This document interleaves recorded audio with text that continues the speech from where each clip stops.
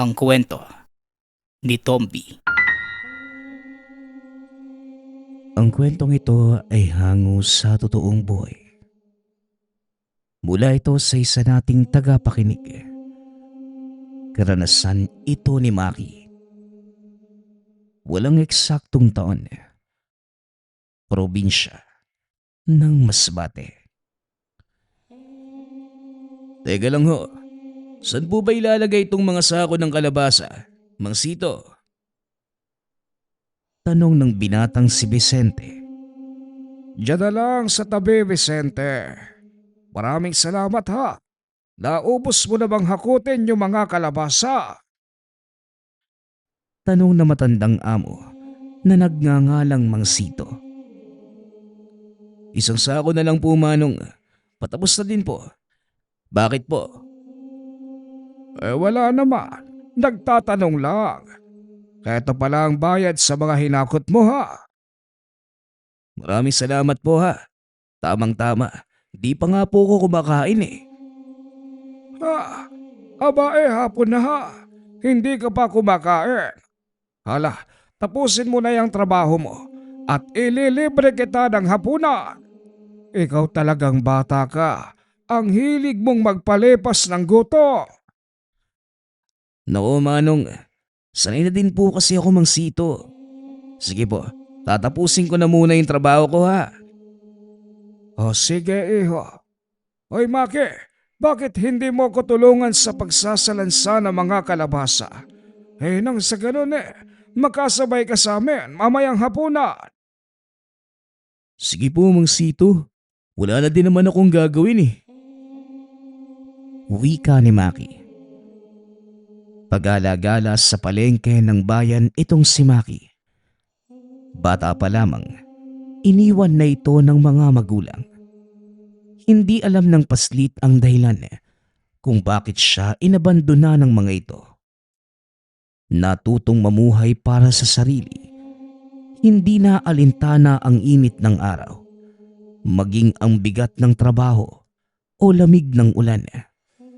Ang mahalaga lamang para sa kanya ay makapag-ipon ito ng pera mula sa malinis na paraan.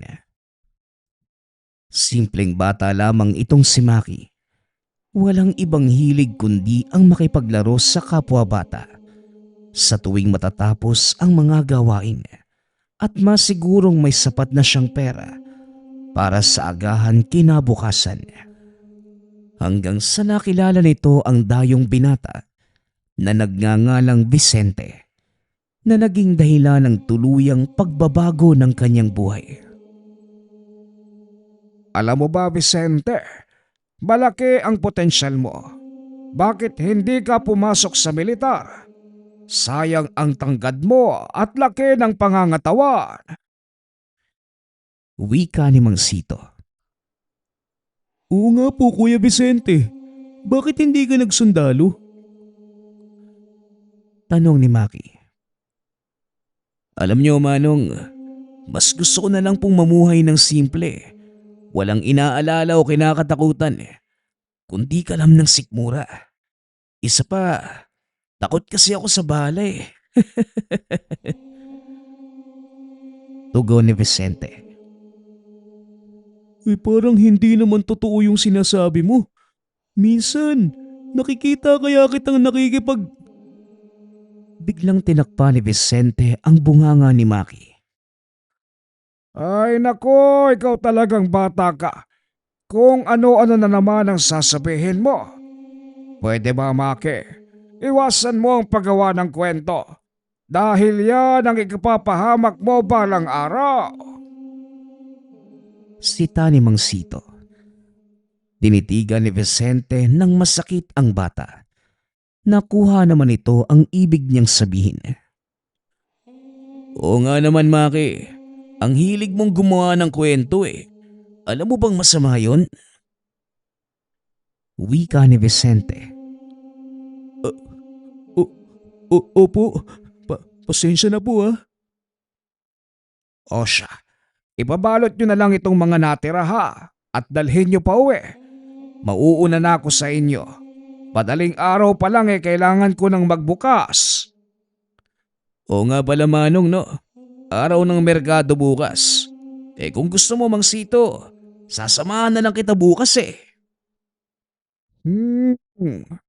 Mabuti nga yung naisip mo ha. Medyo marami nga akong paninda ngayon eh. Kakailanganin ko nga ng tulong ng isang malakas na kargador. Wika ni Mang Sito. Tara na po Kuya Chris, umuwi na tayo. Inaantok na po ako eh. Sabat ni Maki.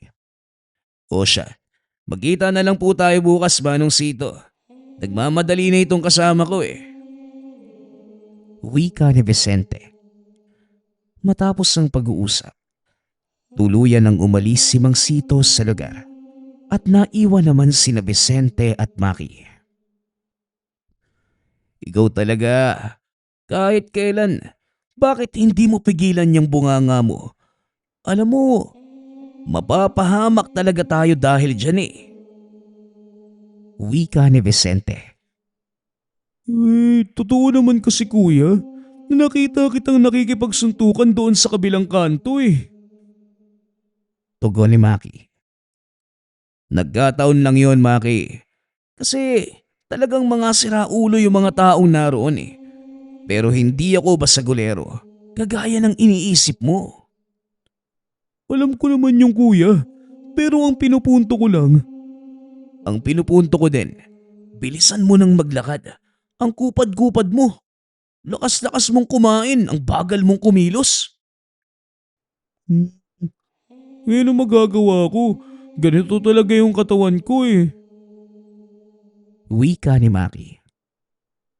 Simula nang malaman ni Vicente ang kwento ni Maki, naawa ito. Kaya naman kinupkup niya ang paslit at nanirahan sa maliit na kubo sa gawing dulo ng merkado. Sinikap ni Vicente na mapag-aral ng elementarya si Maki. At sa awa naman ng Diyos, nagsumikap din naman ang bata. Tuwing walang pasok, tumutulong ito sa paghahakot sa palengke. At kapag may klase naman hindi pinapayagan ni Vicente na magtrabaho para maituon lamang ni Maki ang isip sa pag-aaral.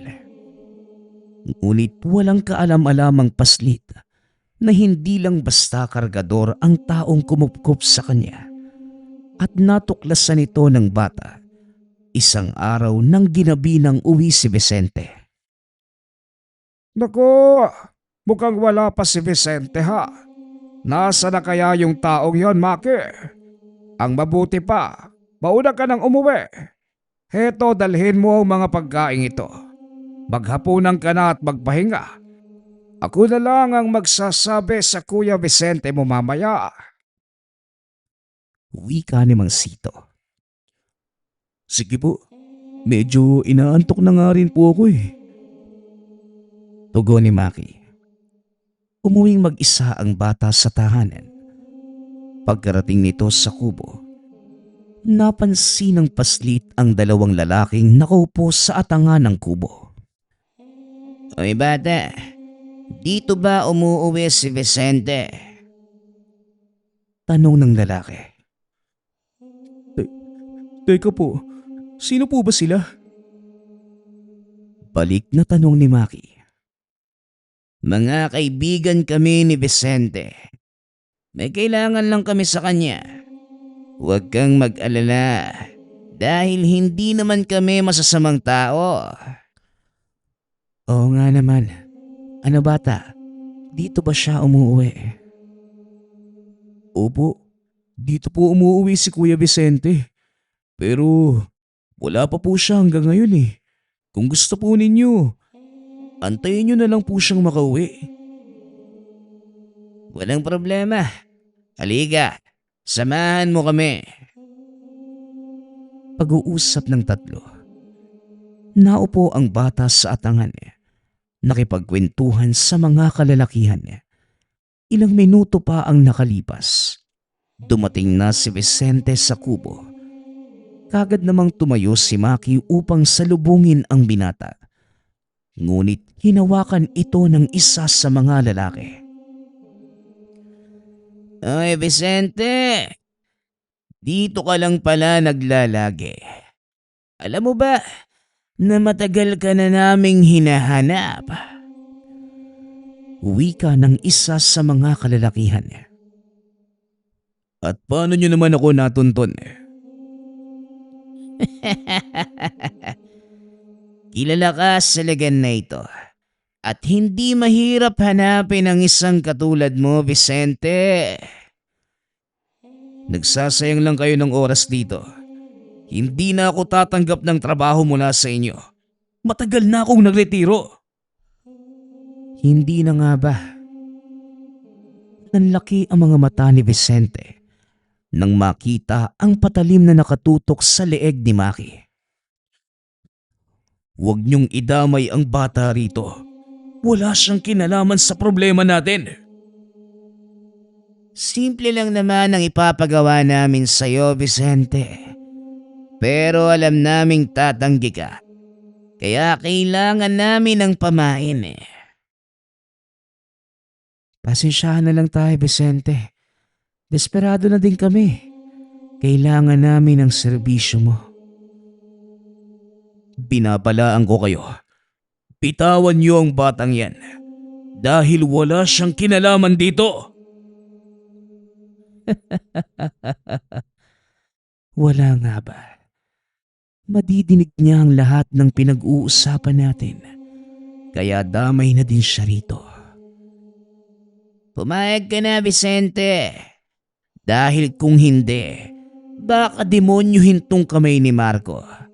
Kawawa naman yung batang yan. Kuya, tulungan po ninyo ako.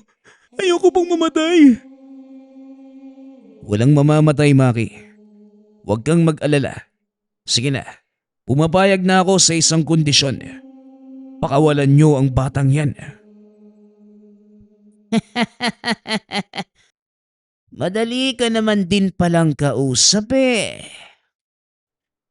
Itinulak ng isa sa mga kalalakihan si Maki at dali-dali naman itong tumakbo papunta kay Vicente. Maki, ayos ka lang ba? Ayos lang po ko, kuya. Sino po ba yung mga taong yan? Ang buong akala ko, mga kaibigan mo yung mga taong yan. Mamaya ko na ikukwento sa'yo. Sa ngayon, huwag kang aalis sa tabi ko. Lindo, sabihin niyo sa akin ang gagawin. Simple lang naman. Kagaya ng dati, may ipapaligpit labang kami sa'yo. Masyado na silang nagiging sakit ng aming ulo. Wika ng lalaking nagngangalang Lindo. Inihagis ng lalaki ang isang larawan. Nanlaki ang mga mata ni Vicente dahil nakakasulasok ang imaheng naroon. Pangkat na mga taong pinagsasaluhang kainin ang katawan ng isang bata. Aswang po ba yung mga yan? Tanong ni Maki. Oo, Maki. Aswang nga mga taong yan. At sila ang pinapatrabaho sa akin ng dalawang to. Ang totoo, hindi naman talaga sila kaaway, Maki. Kailangan lang nila akong takutin para pumayag ako. Tugon ni Vicente.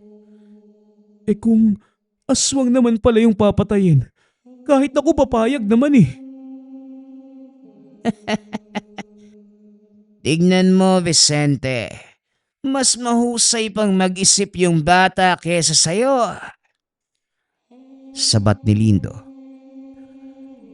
Alam niyo ba kung saan sila matatagpuan? Hindi. Ang hinala namin, pag-alagala lang sila sa paligid. At alam mo, maswerte ka. Dahil may impormasyon akong nakuha. Nandito sila sa bayang to at hindi ka na mahihirapan. Kaso lang, matagal na akong walang mga kagamitan eh. Hindi problema ang mga gamit, Vicente. Bukas ng umaga, ipapahatid ko sa lugar na ito ang mga dati mong gamit. Magpasalamat ka. Iningatan ko ang lahat ng iyon eh. Magkita na lang tayo bukas, Vicente. Sige na, mauuna na kami. Matapos ang pag-uusap, kaagad ding umalis ang dalawa. Nagulat si Vicente nang biglang magsisigaw si Maki. Ayos! Ang astig naman pala ng totoo mong trabaho, kuya. Akalain mo yun? Mamamatay aswang ka pala? Wika ni Maki. Makikita sa mukha nito ang labis na pagkasaya. Oo, pero sikreto na lang natin yun ha. Huwag mong sasabihin sa iba, lalong-lalo na kay Mang Sito. Tugon ni Vicente. Oo naman po, kuya. Pangako, hindi ko po sasabihin sa kanya o kahit kanino. Pero gusto ko pong isama mo ko. Delikado, Maki. Hindi mo alam kung ano yung panganib na dala ng mga aswang. Nandiyan ka naman, kuya eh. Sigurado naman ako na hindi mo ko pababayaan eh. Nako, Maki. Magtigil ka nga. Hindi ka sasama sa akin. Delikado. Ipapakiusap na lang muna kita kay Mang Sito. Pero mangako kang hindi mo sasabihin ang lahat. Paano ko naman makikita kung gaano ka kagaling? Gusto ko sanang makita kung paano ka lumaban sa mga aswang eh. Hindi nga pwede, Maki. Dahil masyadong delikado. Ganito na lang.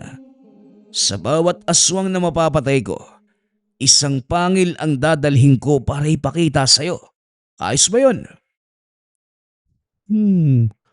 Mukhang maganda na nga yun ah. O sige, papayag na ako. Pero kuya, mag-iingat ka po ha. Ako nang bahala doon. Basta wag ka lang maingay ha. Itago mong mabuti yung sikreto natin. Pag-uusap ng dalawa. Kinabukasan, maagang gumising si Maki upang antayin ang dalawang lalaki. Nakaupo ito sa atangan at ilang minuto ang nakalipas. Bumaba na rin si Vicente. Maya-maya ay may nagpakitang matanda. Hindi ito nagsasalita. Naglalakad lamang papunta kay Vicente at iniaabot ang isang mahabang bagay na binalot ng telang itim. Maraming salamat po, Tandang Digong. Mag-iingat po kayo sa daan pa uwi ha. Wika ng binata. Matapos nitong kunin ang mga kagamitan, kagad na ding umalis ang matanda ng walang salita. Kuya, sino naman po yung matandang yun? Akala ko makikita ko pa uli yung dalawa mong kasama eh. Tanong ni Maki. Si Tandang Digong, siya yung taga-ingat ng mga sandata namin. Tara sa loob ng bahay at ipapakita ko sa iyo mga armas ko. Wika ni Vicente. Tuwang-tuwa si Maki na mga sandaling yun at tila hindi na makapaghantay na makita ang mga sandata na ginagamit ng kanyang kuya Vicente. Binuksan nito ang itim na tela at tumambad kay Maki ang isang mahabang itak na kung tawagin ay talibong.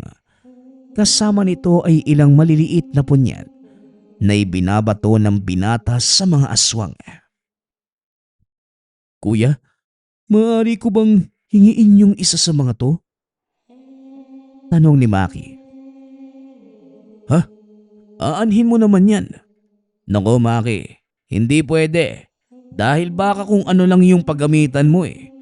Delikado ang mga kutsilyong to. Bawat isa sa kanila, inilubog sa kamandag ng ahas. At kapag nasugatan ka, nako, pwede mong ikamatay. Pagpapaliwanag ni Vicente. Ay, ganun po pala. Wag na nga lang.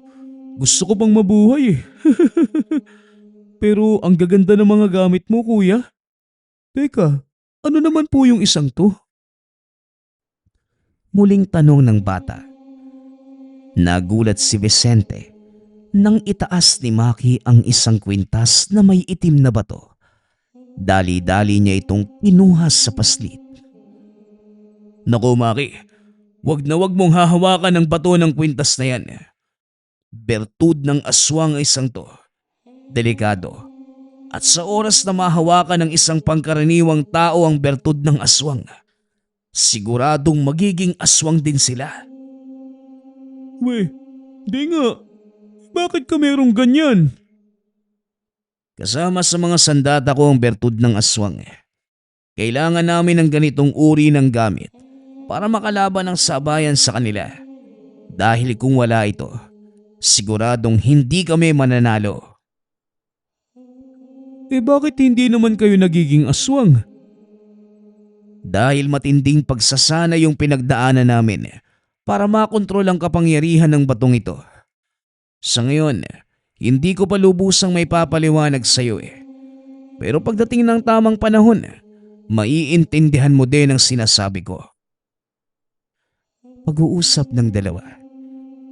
Matapos maipakita ang mga sandata, itinago ito ni Vicente sa isang lugar na siya lamang ang nakakaalam. Kilala niya ang batang si Maki.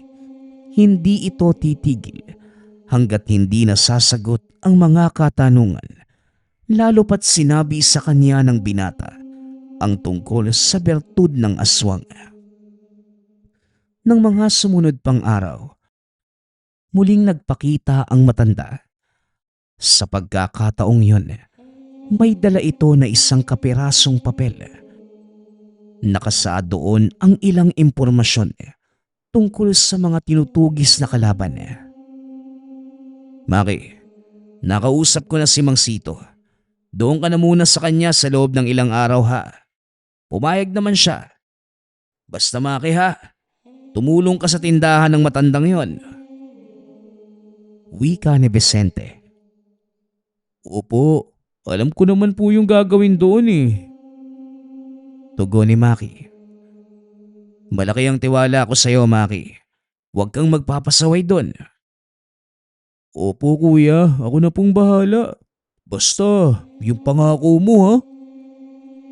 Oo, hindi ko yung makakalimutan.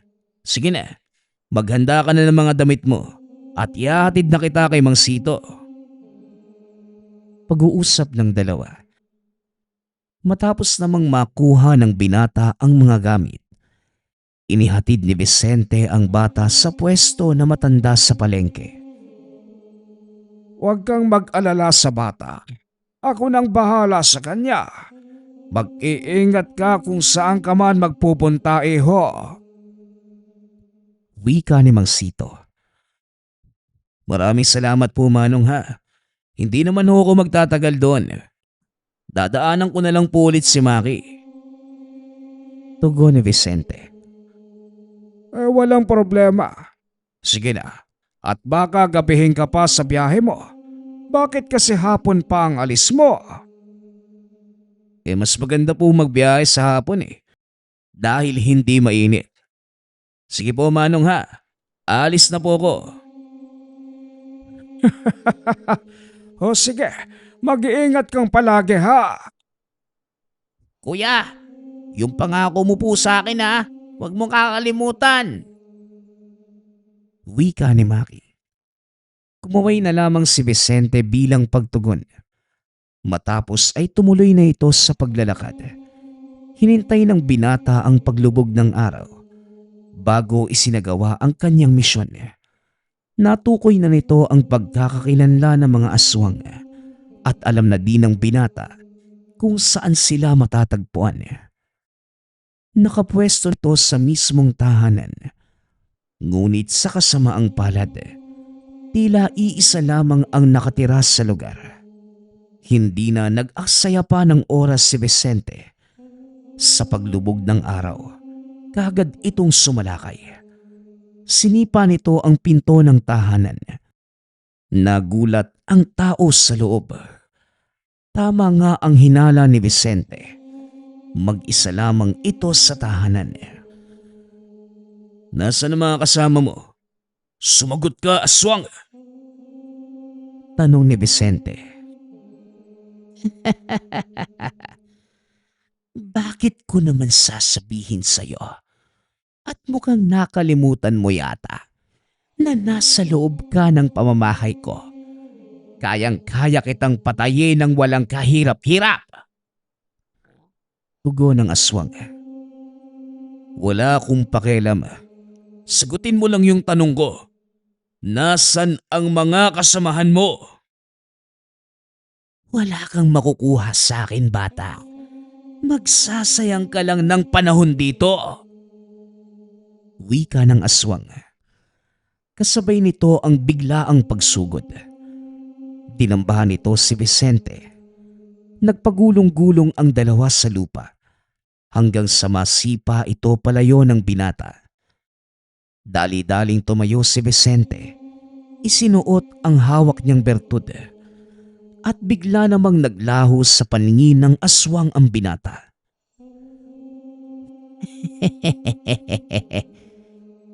Ginagamit niyo na din ba ang aming mga kakayanan?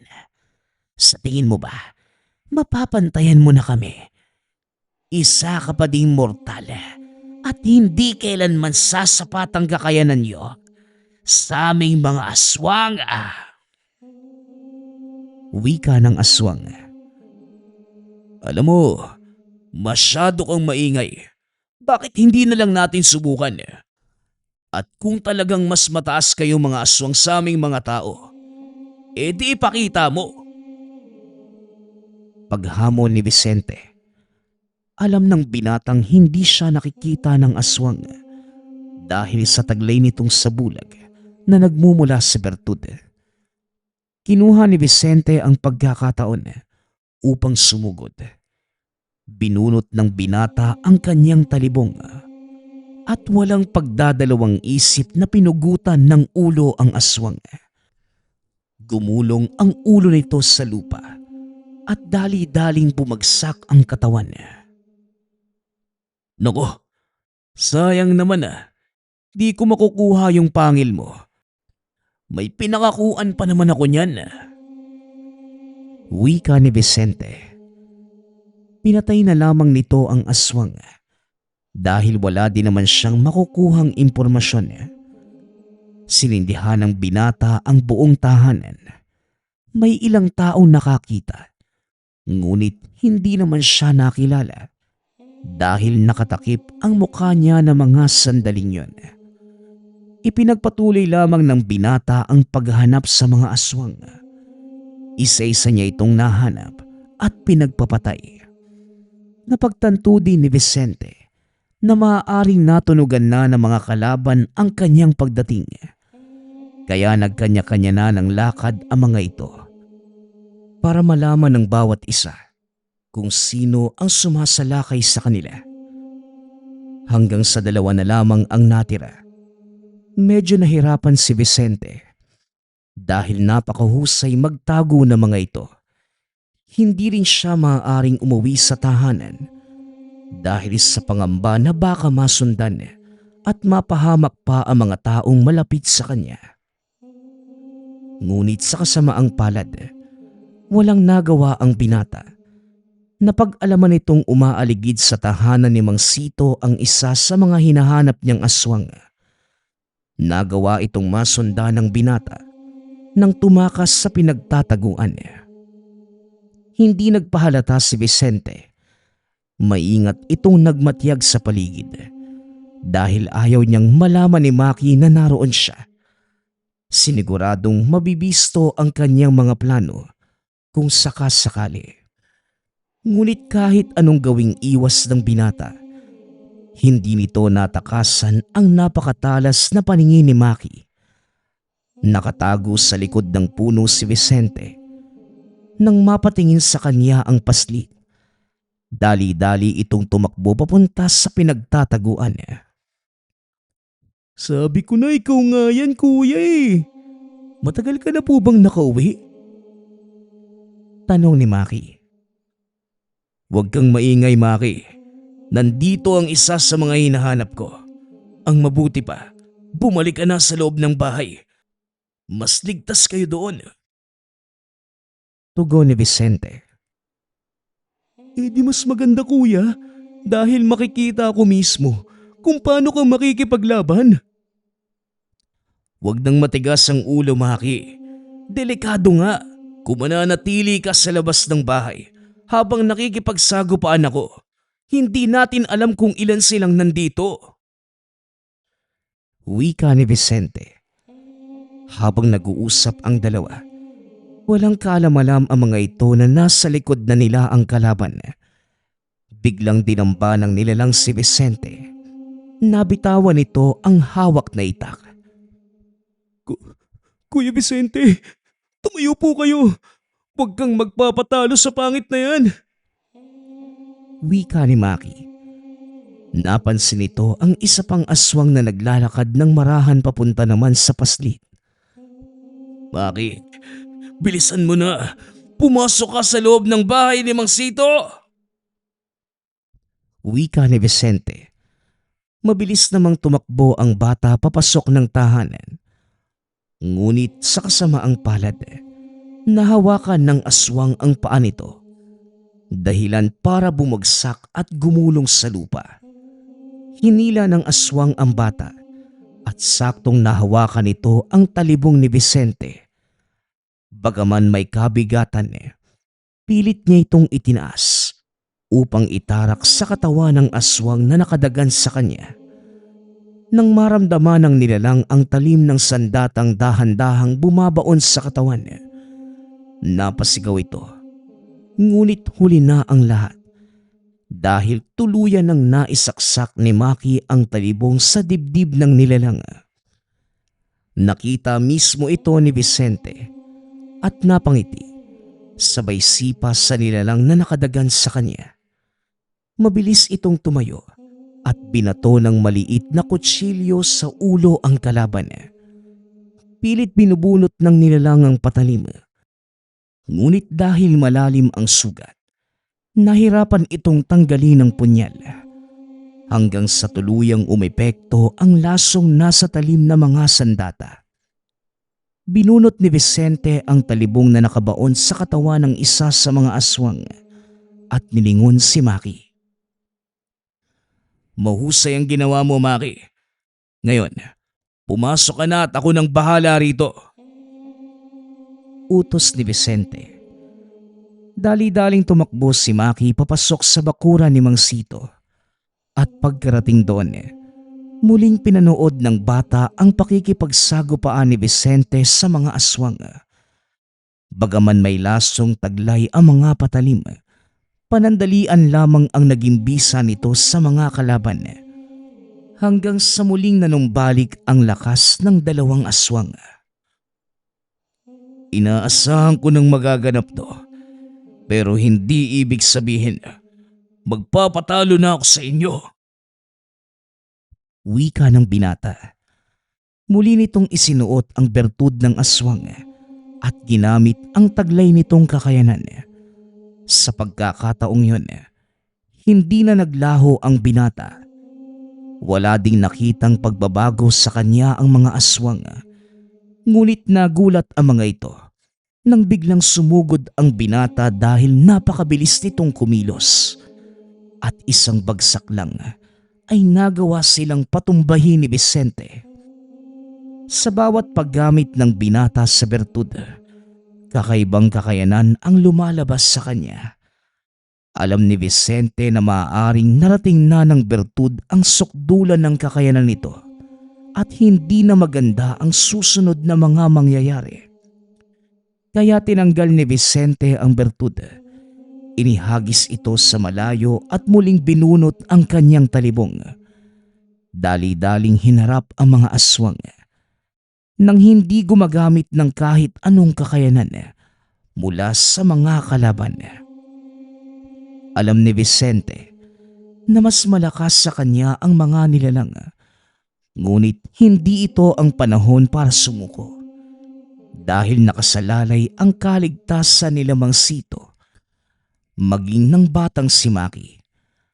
Walang kaalam-alam ang matanda sa mga nangyayari.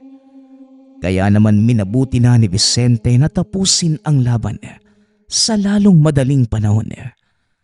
Sinalubong nito ang bawat atake ng mga kalaban gamit ang kanyang talibong.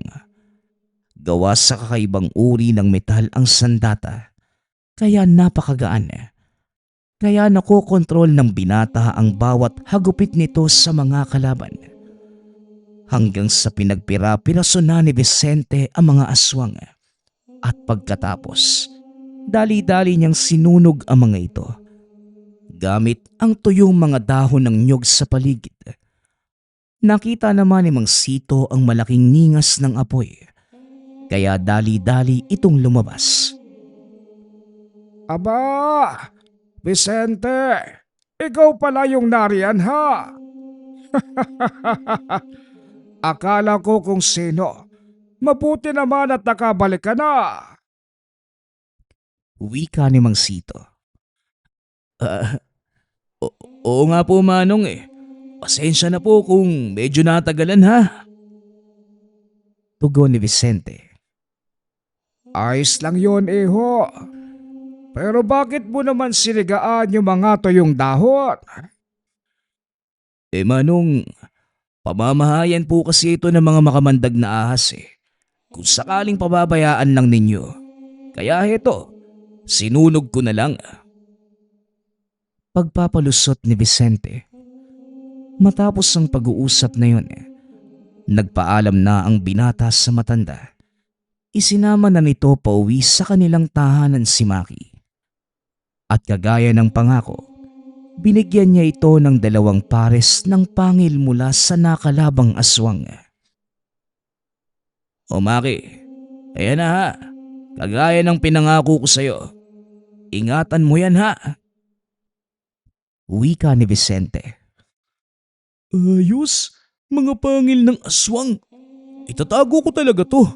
At balang araw, ipagmamalaki sa lahat ng tao na may kuya akong pumapatay ng mga aswang. Tugon ni Maki. Naku, yan ang wag na wag mong gagawin ha. Baka mamaya, hanapin din nila ako at hingian pa ng mga pangil eh.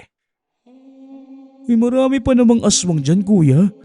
Di, makakapag-ipon ka pa ng mga pangil. Pag-uusap ng dalawa, ipinagpatuloy ni Vicente ang lihim na gawain. Nanatili din itong kargador sa umaga at kapag 10 oras naman ng gabi, nag-iikot ito sa mga kabahayan upang manugis ng aswang. Samantalang si Maki naman, patuloy ding nag-aral at nakapagtapos ng sekundarya sa tulong na din ni Mang Sito. Tinulungan ito ng matanda na makapagpatuloy sa kolehiyo at matagumpay ding nagtapos sa kursong agrikultura. Ito ang pinakuhang kurso ng matanda dahil may malawak silang lupain sa kabilang baryo at walang nag-aalaga nun dahil ang lahat ng mga anak niya ay nasa ibang bansa na. Sa paglipas pa ng maraming taon, patuloy pa ding nagsumikap ang dalawa. Bagaman mas nakakaangat na sa buhay, ngunit hindi pa din huminto si Vicente sa pagkakargador. Kung noon ay binabalak nitong ihinto ang pagiging manunugis. Ngunit sa pagkakataong yun, kinailangan niya itong ituloy dahil alam ng binata na may kailangan siyang pangalagaan. Kalaunan, nagkaroon na ng sariling pamilya si Maki at dahil wala ng mga ngasiwa ng tindahan ni Mang Sito, si Maki na ang nagpatakbo nito. Katuwang niya si Vicente na kahit kailan ay hindi siya pinabayaan. Laking pasasalamat ni Maki dahil kinupkup siya ni Vicente at tinuring na sariling kapatid. Sobrang saya ng binata dahil ni minsan ay hindi tumalikod sa kanya ang kinilalang nakakatandang kapatid. Sa halip, patuloy siya nitong itinaguyod hanggang sa magkaroon ng sariling pamilya. Magpasa hanggang sa kasalukuyan, nandyan pa din ang tindahan ng gulay ni Maki. Pinapatakbo na ito ng ilan sa kanyang mga anak at kamag-anakan. Samantalang si Vicente naman, pumanaw na ito dahil sa katandaan. Gayunpaman, Nag-iwan ito na magandang alaala kay Maki. Isang bagay na kahit kailanman hindi makakalimutan ng minsang paslit na inalagaan ng isang kargador. Sino bang mag-akala na tuluyang magbabago ang buhay ng isang ulila sa kamay ng isang mapagkalinga na berdugo na nagpapanggap bilang kargador? Ang susunod nating kwento ay mula sa isa nating tagapakinig. Karanasan ito ni Virgie. Walang eksaktong taon. Probinsya ng Camarines. Buwan ng Pebrero, kung saan ipinagdiriwang ang araw ng pag-ibig. Marami sa mga magkasintahan at mag-asawa ang madalas na namamasyal o kaya naman ay lumalabas para gunitain ang kanilang pagmamahalan. Isa na rito ang magkasintahang Virgie at Edgar. Alas 11 pa lamang ng umaga, matapos makapananghalian ng pamilya ay naghanda na si Virgie. Niyaya siya ng nobyo na mamasyal sa parke para naman kahit papano makapaglibang ang dalawa. Sa 10 buwang magkasintahan, minsan lamang kumakalabas ang dalawa dahil parehong abala sa sari-sariling trabaho. Kaya naman, ang araw na yon ang pinakahihintay ni Virgie dahil sa unang pagkakataon, magkakaroon sila ng mahabang oras na pagsasama. Bago pa man sumapit ang alauna ng hapon, nasa tahanan na si Edgar para sunduin si Virgie. O anak, bilisan mo't nandito na si Edgar. O Edgar, kamusta ka naman? Huwag kayong magpapagabi sa labas ha. Alam mo naman na maraming nagkalat ng mga masasamang loob sa bayan. Wika ng tatay ni Virgie. Ilang minuto pa ang naging pag-uusap hanggang sa lumabas na ang dalaga. Doon ay dumiretso nang umalis ang dalawa. Pagkarating sa parke, kagaya ng inaasahan, puno ito ng mga tao. Maraming magkasintahan pati na din mga pamilya. Habang sina Virgie naman, naupo na lamang sa isang lilim ng mangga. Nilabas na ni Edgar ang mga pagkaing dala, kasama ang kapirasong tela na nilapag sa lupa. Sa kanilang pag-uusap, bakas sa mukha ni Edgar na may kung anong nais itong sabihin dahil nauutal-utal pa ito na tila wala sa sarili.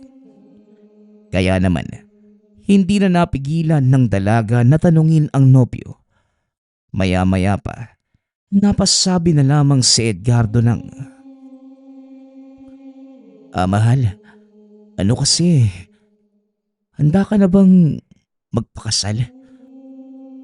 Pwede na ba kitang maging asawa?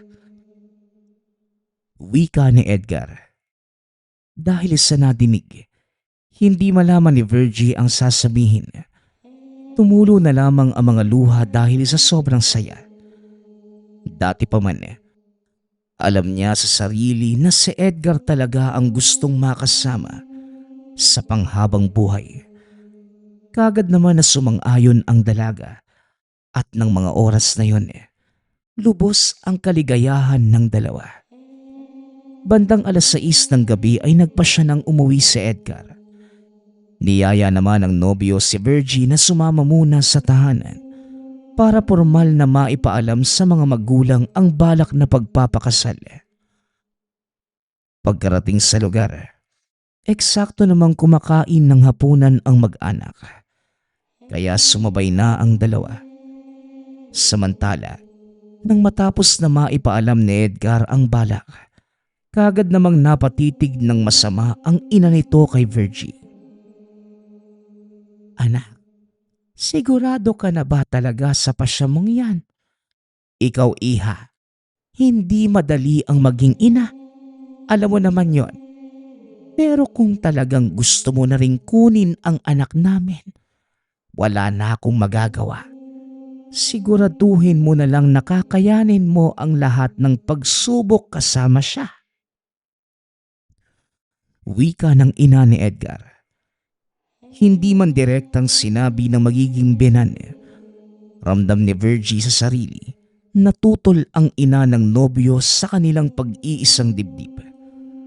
Dati pa man, kahit nung bago pa lamang, sa tuwing ipinapasyal ito sa tahanan, parating taas kilay ang ina dahil batid ni Edgar na hindi na komportable ang nobya. Biniro na lamang nito ang ina para malingat ang atensyon ni Virgie. Magmula nga ng araw na yon, nang malaman ng kanilang mga pamilya ang pasyang pagpapakasal, labis naman ang paghahanda ng mga ito. Hanggang sa lumipas pa ang 2 buwan, tuluyan ang nag-isang dibdib ang dalawa. Tumira si Virgie sa tahanan nila Edgar. Hindi nagtagal, nagdalang tao na ito. Samantala kahit ilang buwan nang nakatira sa tahanan nila Edgardo, hindi pa rin magawang maging komportable sa tahanan dahil walang humpay sa pagpaparinig ng kung ano-ano ang ina ni Edgar. Bagamat nasasaktan na, lalo pat buntis, minabuti pa rin itong wag nang isumbong sa asawa para hindi na magkaroon ng anumang hindi pagkakaintindihan sa loob ng tahanan. Tumagal ang ganitong sitwasyon hanggang sa mailuwal ni Virgie ang sanggol mula sa sinapupunan. Ang pag-aakalang makakapagpabago ng sitwasyon ng bata, kabaliktaran pala ang mangyayari. Bukod sa hindi magandang pakikitungo kay Virgie, maski ang sanggol, hindi man lamang magawang kargahin kahit pa batid na nahihirapan na ang manugang. Isang araw, dahil naging abala si Edgar sa trabaho, hindi ito nakapaglaba ng mga damit ng mag-ina. Siya ang tanging gumagawa nun dahil hindi pa gaanong nakakagalaw ng maayos si Virgie. Nahirapan ito sa pagluwal sa bata. Kaya talaga namang iniingatan ng asawa para makaiwas sa binat. Dahil sa sitwasyon, natambak ang mga labahin at eksakto namang pumasok ang ina ni Edgar sa kwarto. Nang walang ano-ano'y, bigla na lamang itong nagalit dahil sa kalat. Kahit ano pa mang paghingi ng paumanhin ni Virgie, hindi ito nagpapaawat kaya nagkaroon ng sagutan ang dalawa. Yun lamang ang unang pagkakataon na sumagot si Virgie sa biyenan. Kaya naman tinitigan ito ng masama. Una pa lang, pinalaan na kitang hindi magiging madali ang pag-aasawa. Kaya nga hindi ako dumalo sa kasal ninyo. Pahiwatig yon na kahit kailan, hindi mo makukuha ang basbas ko sa relasyon nyo ng anak ko. Kaya huwag kang magpapakampante.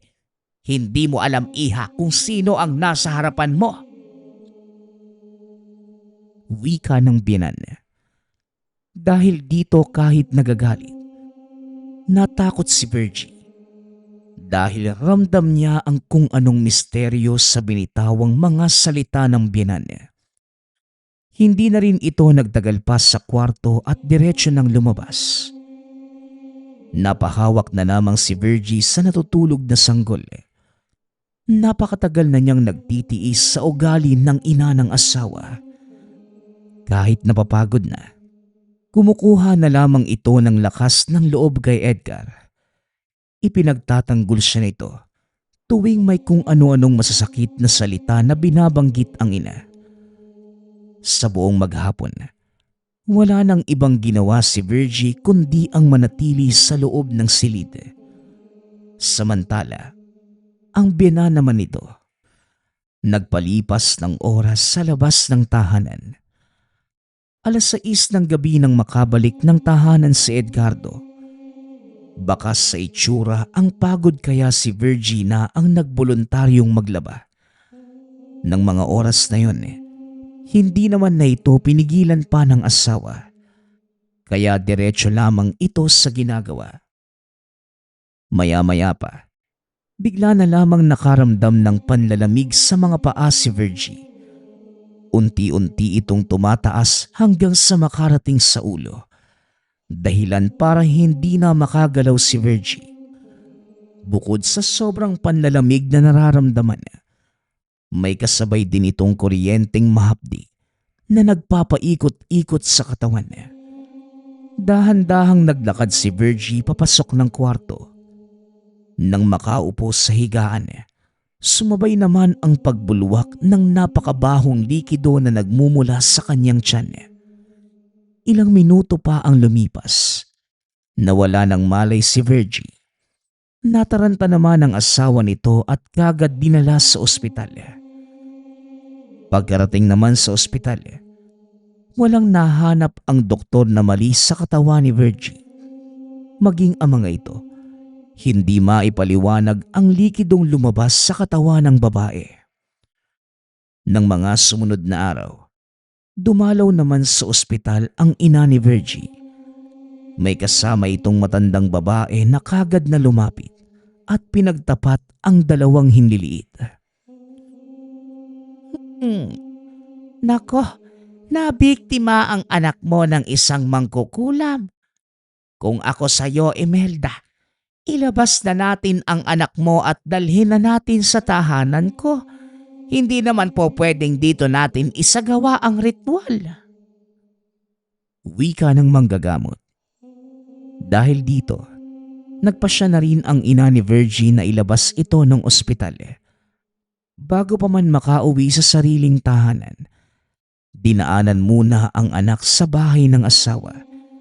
Nagpaalam naman ito kay Edgar na iuuwi muna ang anak at wala namang naging problema.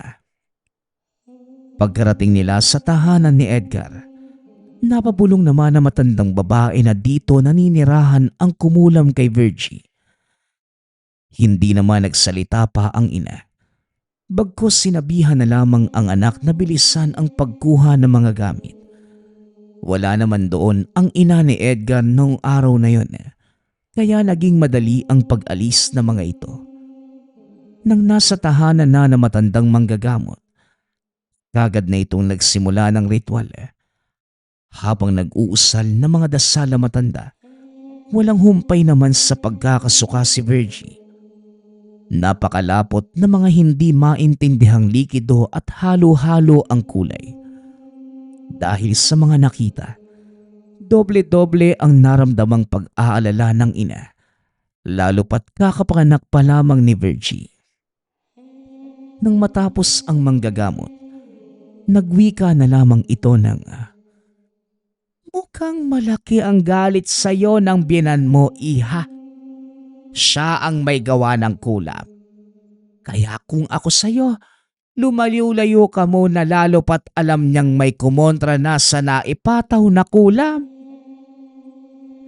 Wika ng manggagamot. Hindi pa man nakakasagot si Virgie. Sumabat naman ang ina na hindi na muli pang ibabalik ang anak sa tahanang yun. Mabuti na lamang napaka maintindihin ni Edgar at hindi na ito umalma pa sa kagustuhan ng asawa. Humingi na rin ng dispensa dahil dati pa man alam niyang may kakayahan ang ina na mangkulam ng isang tao. Magmula ng araw na yon, hindi na muli pang bumalik si Virgie sa bahay ni Edgar. Samantala, ang asawa na lamang ang palagian na dumadalaw sa kanila para makasama ang kanyang mag-ina. Hindi man ginusto ni Virgie ang ganong sitwasyon, ngunit mas mainam nang nasa mapayapang kalagayan kesa makasama araw-araw ang mangkukulam na biyenan. Nagpapasalamat nga pala ako sa lahat ng sumusuporta sa ating channel. Nawa ay patuloy niyong suportahan at pakinggan ang ating mga kwento. Hanggang sa muling pakikinig. Paalam.